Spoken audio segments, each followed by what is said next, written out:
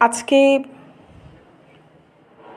যে ম্যাজিকগুলো ছিল তার মধ্যে একটা ছিল এই প্রথম যে ম্যাজিকটা আর কি, এটা হচ্ছে গিয়ে একটা বল দিয়ে ওই হ্যারি পটারের যে উড়ন্ত বলগুলো ছিল ওই রকম দেখতে কিছুটা।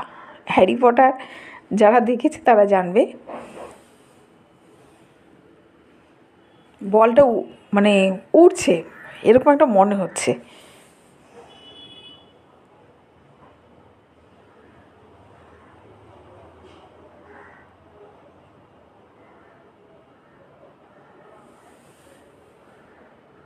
একটা কাপড়ের, হ্যাঁ হ্যাঁ, একটা কাপড়ের উপর ব্যালেন্স করে বলটাকে এমনিও দেখছিলাম মানে এয়ারে শূন্যে উড়ছিল, তারপর দেখলাম একটা কাপড়ের উপর উনি ব্যালেন্স করেছেন এটাকে।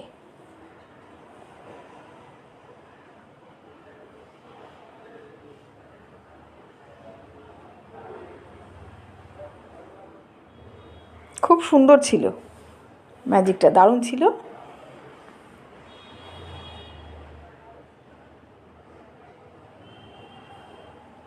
মনে হচ্ছে যেন বলটা পড়ে যাবে, কিন্তু পড়ে ওটা যায়নিও।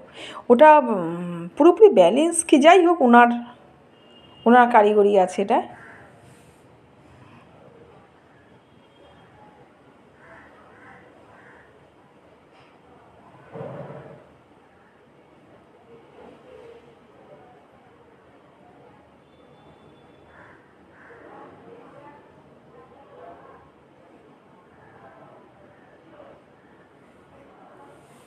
খুব সুন্দর ছিল।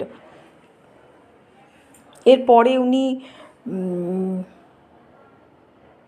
টাকার ওপরে টাকা গুনতির ওপরে বেশ করে একটা ম্যাজিক দেখিয়েছেন।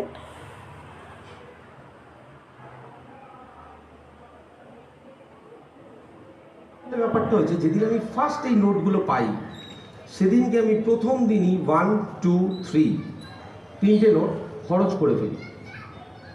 খরচ করার পর আমি যখন কাউন্ট করি বাড়িতে এসে এসে দেখছি আমার কাছে 1 2 3 4 5 আর 6 তাই আছে। আমি কী হলো ব্যাপারটা, আরেকবার দেখি 5 10 15 15 রুপিস খরচ করলাম।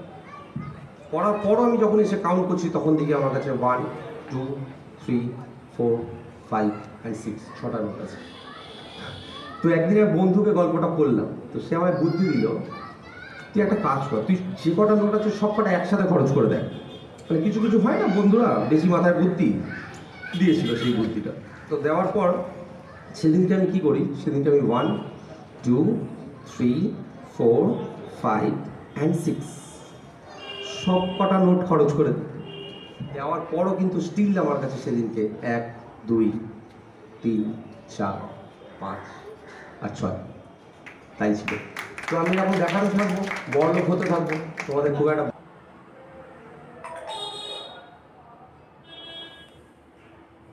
এরপরে ছিল কোকাকোলা, ম্যাজিক করে অনেকগুলো ফুল বার করেছিলেন, তারপর কতগুলো লজেন্স।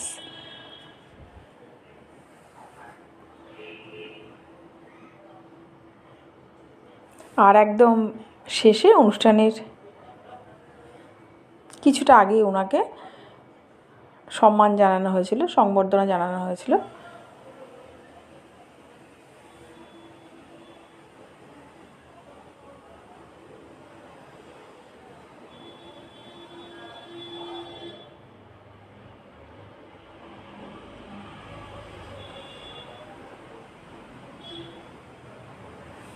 পুরো অনুষ্ঠানটাই খুব সুন্দর হয়েছিল, খুব মন দিয়ে আমরা সবাই আনন্দ করে দেখছিলাম।